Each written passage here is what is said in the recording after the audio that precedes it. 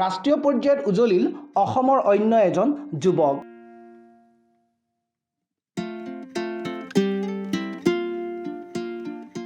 নিজৰ নৃত্য প্ৰতিভাৰে এইবাৰ উজলিল কালাৰ্ছ টিভিত সম্প্ৰচাৰিত হোৱা ডান্স দিৱানী ছিজন 4ত।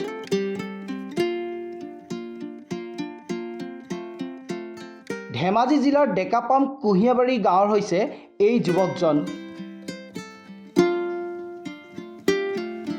নিজৰ নৃত্য প্ৰতিভাৰে স্থান পাবলৈ সক্ষম হৈছে ডান্স দিৱানী ছিজন 4ৰ টপ 15ত।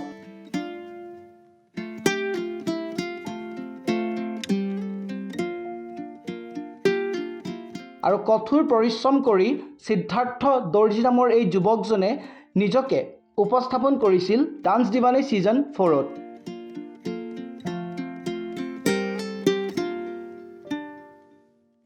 আৰু চিমেণ্ট চাপৰি স্থিত চউল ডান্স একাডেমীৰ নৃত্যগুৰু অৰ্থাৎ কিষাণ তামাঙৰ তত্ত্বাৱধানত তেখেতে শিক্ষা গ্ৰহণ কৰিছিল।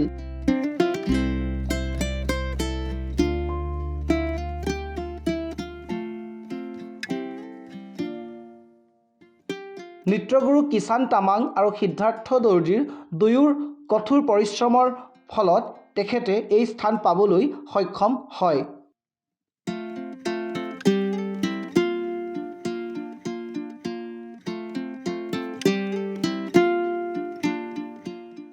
News desk report B24 Assam any.